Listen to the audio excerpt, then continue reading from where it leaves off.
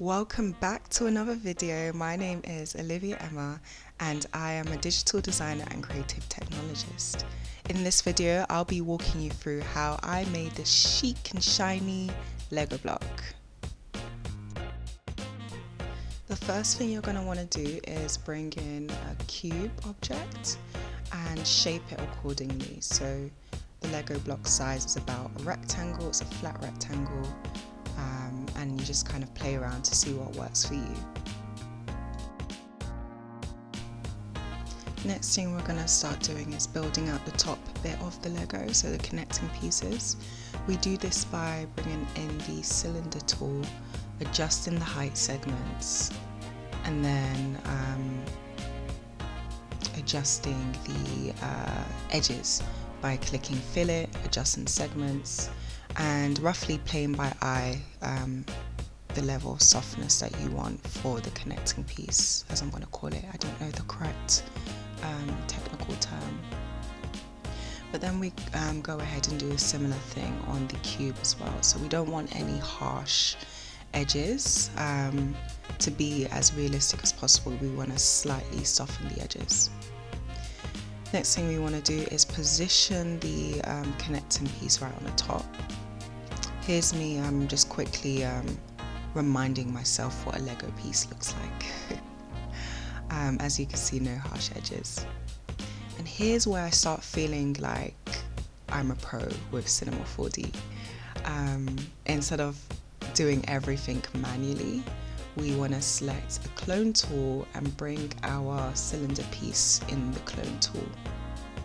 And then select grid on the mode and then start adjusting the top connecting pieces, so they're 2 by 2 by 2, 2 by 1 by 4, sorry. And that was very quick.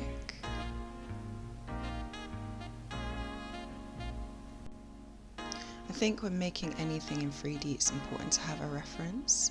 I was just going back and forth looking at the reference to understand the spacing between those connecting pieces on the top. So our Lego block is very much Lego blocking. It's taken on the form and the character of a Lego block. And now all that's left to do is to colour in and materialise the Lego.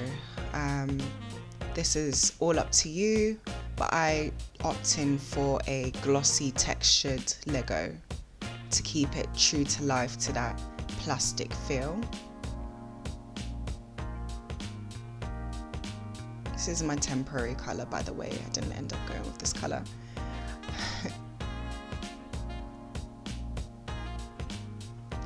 So the purpose of this Lego block is for this company called Commusi.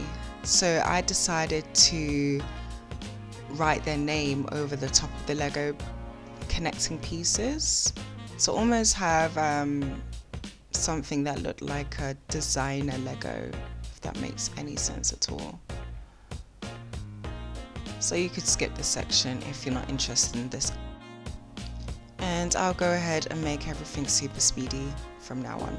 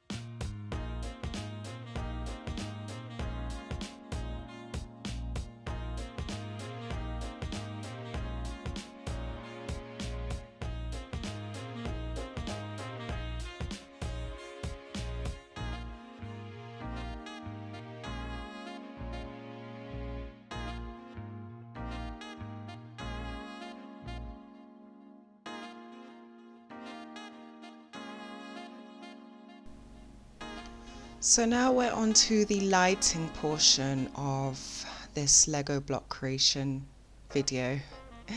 And I use HDRIs to create a natural looking lighting setup on the Lego block.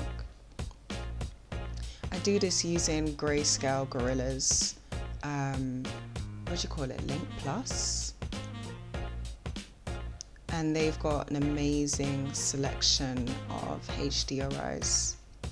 So I just use that. And as you can see, like the shine looks really quenched. It looks, yeah, really crisp. I think that's Redshift for you, to be honest, as well as these amazing HDRIs. Just makes the whole thing look clean.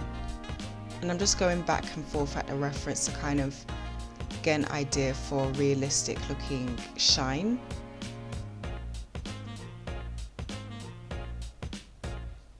Yeah, I'm really happy with that. Looking back, it's always nice when you look back at your old work and you still like it. That's how I feel about this. Looks really cool. So that's the Lego block done. I hope this video has been helpful for you in your creation of your Lego block. If you have any questions, feel free to ask below. But in the meantime, like and subscribe for more videos. Bye!